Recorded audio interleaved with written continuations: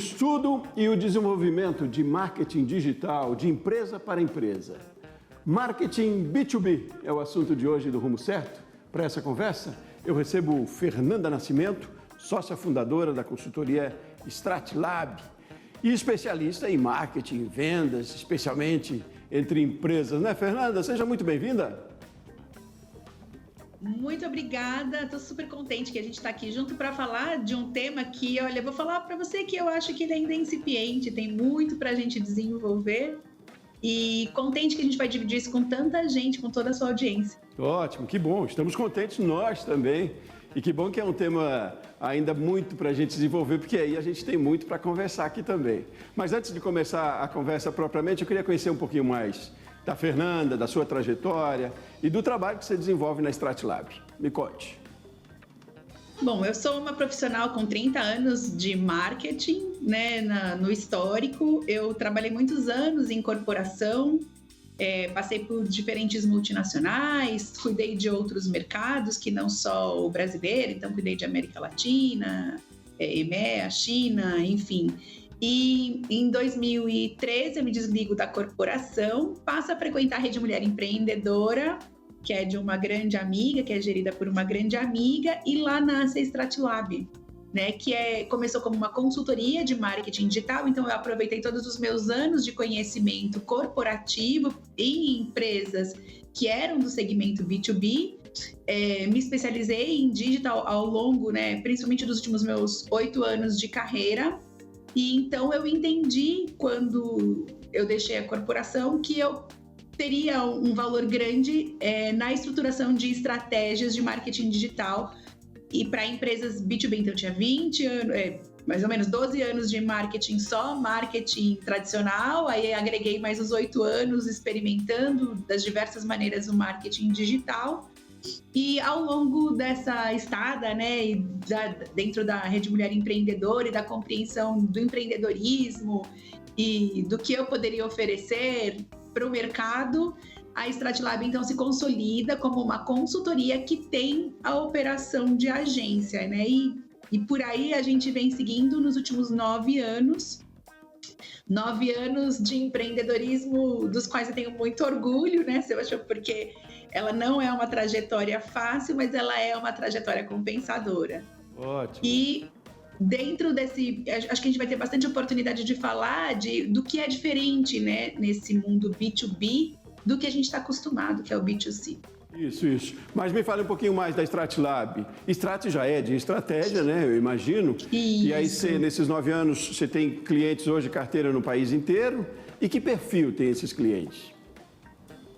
São clientes que se relacionam com compradores de outras empresas, né? Então, por isso que a gente chama até esse mercado de business to business, porque eu tenho uma empresa vendendo para outra empresa. Então, os nossos clientes vendem das mais diferentes soluções para compradores de empresas. E quando eu falo comprador, eu acho que é importante a gente lembrar que o comprador, ele não é um profissional de compras necessariamente, né? Ele é um executivo ou um profissional da operação de uma área de dentro da empresa que se serve de soluções para facilitar o seu dia a dia e resolver tudo que ele precisa resolver ali dentro, né? Então, hoje a gente tem clientes na área de construção civil, tecnologia, na área de saúde, na área de educação, enfim, diferentes mercados que estão provendo soluções para outras corporações. Diferentes portes também, pequenas empresas ou grandes corporações? Hoje a gente se foca mais em médias corporações e grandes corporações, mas em que elas têm uma área, né, uma unidade de negócio B2B, ela não é o principal negócio da empresa, o B2B, né? Porque também a gente tem dentro de grandes empresas essas unidades de negócios diferentes, né?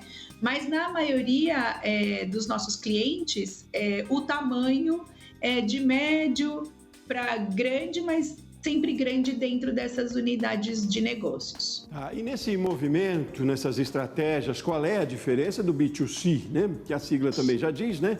Para direto com o consumidor, mas há uma diferença de estratégia aí, é uma outra relação? É uma outra relação porque é um outro comportamento de compra. Guarda bem isso, porque eu não estou falando que o consumidor é tão diferente assim, mas o comportamento de compra é diferente. Então, a gente tem, numa decisão, por exemplo, interlocutores diferentes, como eu falei para você. Então, vamos imaginar que a gente vai fazer uma venda de solução de tecnologia. A gente tem, há pouco eu visitei o stand de vocês num grande evento no Rio de Janeiro, e eu vi o tanto de startups que a gente tem apoiadas, né? Então, olha só, muitas delas, a grande maioria de tecnologia. Então, numa solução de tecnologia, a gente tem normalmente o departamento de compras, que é habitual numa grande empresa, por exemplo, na empresa média. A gente tem a empresa, o departamento que vai usar a solução. Então, vamos supor que é uma tecnologia para marketing. Eu tenho o departamento de marketing sentado à mesa também na decisão. Eu tenho normalmente também uma pessoa que é de tecnologia, né, de TI, porque ele vai fazer a avaliação técnica dessa solução. Então, só aí eu já estou falando de 3 pessoas nessa mesa. Só que normalmente não vem uma pessoa de cada departamento, vem a pessoa que trabalha na operação, que vai, né, no dia a dia se relacionar com aquela solução, e vem um gestor, que é normalmente quem aperta lá o botão do vai em frente, né? Então, se eu dobro isso, eu já tenho 6 pessoas à mesa. Então, veja, a gente tem decisores, tem um que vai assinar o contrato e tem influenciadores, como, por exemplo, nesse caso, o gestor de tecnologia ou a pessoa que é responsável pela aquisição de ferramentas, né? Porque ele vai fazer a avaliação técnica e vai falar, olha, essa daqui é melhor do que essa ou é diferente. Então, essa já é uma primeira diferença. Quando a gente tem tanta gente envolvida, também a gente tem um ciclo maior de compra. Então, não é uma compra simples, ela não acontece num clique. Então, tem algumas etapas para que a gente possa cumprir até o final, né, da negociação, até a decisão, a compra, a assinatura do contrato. Então, são ciclos mais longos. E outra diferença também é que, normalmente, os tickets são maiores. Então, por exemplo, no caso dessa ferramenta de tecnologia, eu estou falando da aquisição de licenças, que normalmente elas são por assinatura, porque é o uso recorrente. Eu tenho implementação, né? Então eu tenho diferentes, eu tenho manutenção, então eu tenho diferentes soluções, diferentes produtos, até serviços dentro desse pacote. Então, acho que principalmente esses 3 fatores já fazem essa negociação muito diferente da negociação B2C, onde normalmente a gente tem bastante influenciadores, sim, mas eu tenho uma decisão muito mais rápida e um ticket menor. Sim. Não, e é um processo complexo, né? Cada vez mais profissional, mas me chama a atenção porque a máxima de todos esses processos, ela acaba sendo quase que a mesma, né? Tanto do B2C quanto do B2B, que é essa integração cada vez maior de equipes, esse engajamento cada vez maior de pessoas para um resultado lá na frente, né? Independente de estratégia de cada segmento, enfim. Mas há uma máxima de mudança de comportamento, né? Como você disse ainda há pouco, comportamento de compra é um start aqui para a nossa conversa também bastante interessante. Mas é a partir daí também, né, Fernanda, que mudou muito, né? As relações de consumo, relações de compra, relações de trabalho. E aí o marketing vem nessa boa onda também, não é? Aí, independente de ser de empresa para empresa, de empresa para consumidor, né? Mas de empresa para empresa isso tem um peso forte, né?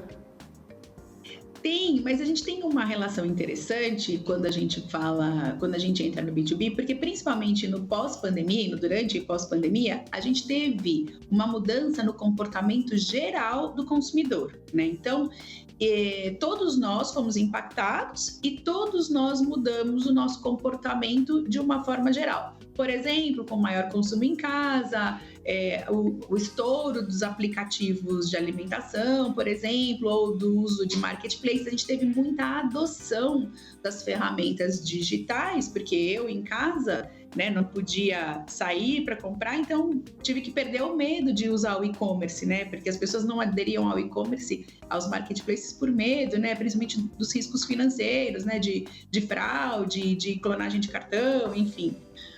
E isso tudo mudando, também mudou a relação que a gente tem com trabalho e vida pessoal.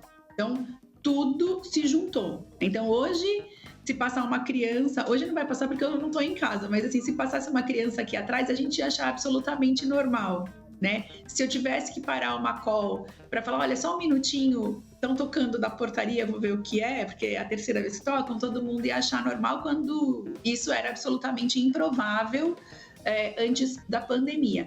E essa junção, né, esse tudo junto e misturado da vida pessoal e profissional também fez com que o comprador, lembrando de novo que ele pode ser qualquer pessoa no processo de decisão e influência numa compra corporativa, esse comprador, ele também aumentou suas expectativas, da mesma forma que ele foi muito atendido no B2C, e as empresas que prosperaram, né, durante a pandemia, elas ofereceram uma experiência muito melhor para esse consumidor, ele trouxe essa expectativa para o B2B. Então, no B2B, ele quer mais atenção, ele quer agilidade, ele quer usar as ferramentas digitais com fluidez, né? E aí a gente está falando de UX, né? Que é a experiência do usuário. Tem que ser fluido, tem que ser rápido, não pode travar. Então, ele está mais exigente com relação a essa usabilidade toda do que a gente pode oferecer nos processos, e principalmente ele está preocupado com a agilidade. Então, acho que a nossa relação com o tempo, ela se torna muito diferente no B2B depois da pandemia, principalmente pelo bom desempenho de todo o mercado B2C. Eu aprendi como consumidor e agora eu quero isso também quando eu estou representando a minha empresa numa negociação. E isso também muda a nossa relação com a comunicação, né? Porque eu aprendi a ser tratado como personagem único, com personalidade, com customização, quando eu me relaciono com esse mercado consumidor, onde eu sou cliente, né, e estou comprando um bem de consumo para mim, ou um serviço para minha vida pessoal, e eu também transporto essa relação com a comunicação e com todas as iniciativas de marketing para o mundo corporativo. Então, claro que existe uma diferença enorme na minha expectativa de relação com a comunicação do B2B, mas ela também precisa ser pessoal, personalizada, customizada, né? Então, eu acho que esse é o maior impacto que a gente herda do pós-pandemia, quando a gente mescla os mundos, né? Tô aqui em casa, agora em casa eu trabalho, eu vivo, meio que não tem mais hora de começar e hora de terminar, tá tudo junto e misturado, todo mundo se relacionando nos aplicativos de comunicação rápida, né? E aí, se a gente passa, então, a ter não sei se é uma nova era, em que ela é, mas é uma nova etapa da vivência do mercado corporativo, com todas as iniciativas de comunicação e de marketing. E aí migra para vendas, né? Não, e que é bom demais, né? Dinâmico demais, né? Tem essa outra relação mesmo, quase que mais leve, eu diria, ao mesmo tempo. Agora, é muito curioso isso, né? Porque a gente está tratando de tecnologia, a tecnologia está à frente também dessas mudanças, ou está muito junto, né, com essas mudanças comportamentais. Mas, como você disse, ainda assim se sobressai, infelizmente, a relação humanizada, né? Cada vez mais personalizada, né? Que às vezes a gente é levado a pensar que a tecnologia nos afasta, né? Que é uma coisa mais técnica, mas olha como ela nos aproxima, como ela nos facilita, né? E aí eu quero fazer um intervalo rapidinho e perguntar se, para além disso, de toda essa mudança, essa transformação, essas facilidades, talvez, se isso tem resultado também melhor, né? Resultado eu digo aqui, no bolso, financeiro, é métrico isso. E é nesse papo que a gente vai entrar no segundo bloco então, tá bom, Fernanda? Vamos fazer um intervalo rapidinho, a gente segue nessa conversa, puxando aí para o caixa, talvez. Tá bom?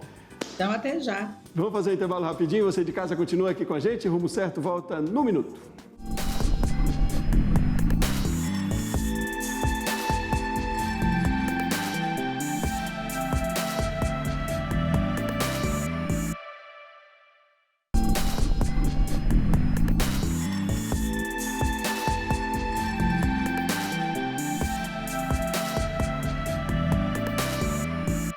Muito bem, estamos de volta com o Rumo Certo. Hoje nós estamos falando sobre estratégias de marketing digital, especialmente entre empresas, o chamado marketing B2B. Mas mais que isso, a gente está falando de mudança de comportamento, né? A gente está falando de mudança de consumo e de estratégias, no geral, entre empresas e entre consumidores também. Então, para essa conversa, eu tenho aqui todo o conhecimento, compartilhando conosco, da Fernanda Nascimento, que é sócia fundadora da consultoria StratLab, Strat de estratégia, e ela está trazendo para a gente o que é o cenário que a gente tem hoje, o que reflete essas mudanças. A gente terminou o bloco anterior falando da relação entre tecnologia e humanização nas relações, né? E eu queria ouvir também um pouco de você sobre isso. Qual é a sua avaliação quando a gente fala desses dois elementos, eu diria, entre aspas, contraditórios, e não são, né? Não são, porque quando a gente fala de personalização, né? Olha só, então, como é que a gente personaliza em massa? Difícil, né? Parece que as coisas essas duas coisas não conversam, né? Personalizar para muita gente ao mesmo tempo. E quem torna isso possível para a gente é exatamente a tecnologia. A tecnologia compreendendo o comportamento do consumidor em diferentes frentes, né? E olha, a gente tem tantos dados que são produzidos a partir do nosso comportamento frente às ferramentas de tecnologia, sejam elas redes sociais, buscadores, até mesmo os softwares que a gente usa no dia a dia da empresa. E essa informação toda que ela é gerada, né, tudo isso junto, essa informação é capaz de trabalhada, tratada, fazendo os dados se transformarem em informação, de nos darem insumo suficiente para a gente poder personalizar a relação com o nosso consumidor. E o consumidor, ele está disposto a entregar, né, a deixar com que a gente saiba do seu comportamento e tenha os seus dados, claro que com respeito e regulamentado tudo direitinho, mas para que a gente compreenda exatamente, né, o que ele espera da relação com a nossa marca e para que a gente possa, então, oferecer. Experiência tem uma coisa de muito interessante, né? Porque todo cliente traz uma expectativa quando ele vem conversar com a gente nas interações de marketing, nas interações de venda, e a gente só consegue atender ou surpreender essa expectativa se a gente a conhece. É por isso que os dados são tão relevantes nessa relação. Mas isso precisa ser cultura da empresa. Porque não é uma pessoa saber do dado, né, ou da informação. É fazer com que todo mundo que esteja relacionado com o cliente conheça essa expectativa, porque senão a gente não consegue, né, chegar onde o cliente espera que a gente chegue. Então isso feito de forma eficiente, né, claro, seguindo a legislação, que é uma legislação específica para isso, né, isso tem um resultado interessantíssimo e satisfatório também para o consumidor. Aliás, é um consumidor, porque facilita também a minha vida enquanto consumidor se aquela empresa me oferece outras opções de conteúdos que me agradam mais, que eu procuro mais. Quer dizer, quase que ela me quebra uma etapa de eu ter que procurar algo que eu goste, né? Isso de forma controlada, sem ser evasiva, né? Sem ser uma coisa... mas é muito interessante também, né? A gente, enquanto consumidor, enxergar o benefício disso. Afinal de contas, se eu gosto de vinho, me vem uma série de opções sobre vinho. Se eu gosto de um calçado, de um modelo tal, uma série para a empresa, para o marketing, isso é bom. E para o consumidor também. Essa relação, ela é dos dois lados, né, Fernanda? O consumidor ajuda nesse processo também, com aceitação, com valorização também disso, né? Olha, você trouxe um ponto tão interessante, Sebastião, porque quando a gente fala do mercado corporativo, normalmente a informação que a gente oferece nas nossas comunicações, ela é sobre nós mesmos, sobre os nossos produtos, nossos serviços, nossas soluções, o quanto a gente é brilhante, o quanto a gente pode facilitar a vida do cliente. Só que o cliente dificilmente compreende ou reconhece que nós somos solucionadores do seu problema a partir dessa propaganda que a gente está acostumado a fazer. Por quê? Porque quando nós vamos para as redes, quando nós nos relacionamos com esse mundo digital, nós vamos buscando soluções que interessam às nossas demandas, né? Então, eu vou para a internet para uma relação pessoal com o que eu busco, né? E os algoritmos, eles inclusive favorecem essa relação com o mais do mesmo do que eu quero, né? A gente brinca, olha, não adianta eu falar de gatos se meu cliente está lendo sobre cachorros, né?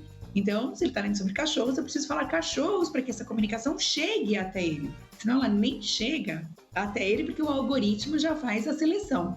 Então, é muito importante que a gente entenda, né, nessa comunicação. Primeiro, que é sobre ele, né? Ele vai ler mais sobre o que ele mesmo deseja. Segundo, que ele normalmente, a gente quando faz as campanhas, principalmente de buscador, a gente vê muito isso. A grande dificuldade ou o grande desafio é entender como o cliente está buscando, né? O que ele está buscando quando ele procura por alguma coisa que a sua solução pode entregar. Então, essa decodificação de como o cliente reconhece valor no que eu oferto, ela é muito relevante na comunicação B2B, né? Porque só falando sobre os problemas, os dilemas, as dores ou as expectativas que ele tem, ele vai consumir o meu conteúdo. E nesse aspecto, quando a gente fala de mercados corporativos, a comunicação ela tende a ser mais educativa. Não é que eu preciso ficar dando palestrinha ou dando aula para o meu cliente, mas eu preciso falar, né? Normalmente a gente fala de pontos de interesse dele, né? Então, as dúvidas que ele tem, as dificuldades ou até mesmo as curiosidades que ele tem a respeito desse segmento em que ele atua e do quanto isso impacta a sua vida, a sua carreira profissional, o seu dia a dia. E aí eu preciso entregar essas respostas, eu tenho muito mais eficiência dessa maneira. Então, essa comunicação, nesse aspecto, ela é bastante humanizada exatamente quando eu entrego para o cliente conteúdos que façam sentido para ele e que sejam referentes aos temas que ele gosta e quer consumir. Não, e o bom, interessante nisso, né, Fernanda, que tem quase que tem mesmo um apelo social, né, em toda essa mudança, em todo esse trabalho aí, né, porque você deixa as pessoas, de certa forma, com mais qualidade de vida, mais felizes no seu dia a dia, quer dizer, tudo isso reflete de outra maneira também, né? Mas, ao mesmo tempo, sendo pragmáticos também, a gente precisa pensar no resultado, né? Como as empresas precisam entender hoje em dia do quanto isso é importante, trabalhar o marketing digital, B2B, B2C que seja, mas com toda essa mudança, com toda essa transformação, mudança de comportamento de compra diferente, o quanto isso é resultado no final das contas? É possível metrificar, né? É possível mensurar isso, né? É importante que, é lógico, tudo no fim é para isso também, né? É para o caixa, é para o final. E como se metrifica, então, o resultado de entrar nessa transformação com todo o empenho? Olha, Sebastião, dados é o que não falta, viu? Porque são muitos os dados possíveis de se receber de todas essas interações com as ferramentas, mas é importante que essas informações, né, principalmente quando elas são nossas aqui de dentro da empresa, elas sejam imputadas nos sistemas. Então, eu vou te dar um exemplo. Eu tenho um monte de informação que eu recebo das relações do cliente com os meus sistemas, com as redes sociais, com os buscadores, e aí isso chega aqui dentro da empresa, então eu recebo esse cliente, eu sei quem ele é, e ele passa a se relacionar, então, por exemplo, com o meu time de vendas, né? Para que isso, então, se encaminhe para uma negociação e para o fechamento da compra, né? Se a pessoa que está responsável por essa operação internamente não atualiza o sistema, porque quando eu pego o telefone, quando eu mando um e-mail, quando eu converso com o cliente numa feira de negócios ou então até mesmo no meu showroom, essa informação que ela não vem do sistema, ela precisa ser colocada, ela precisa, né, subir lá para o sistema para que então a gente possa fazer depois as análises, as predições, né, entender qual é o comportamento desse cliente quando isso não vem das ferramentas, né?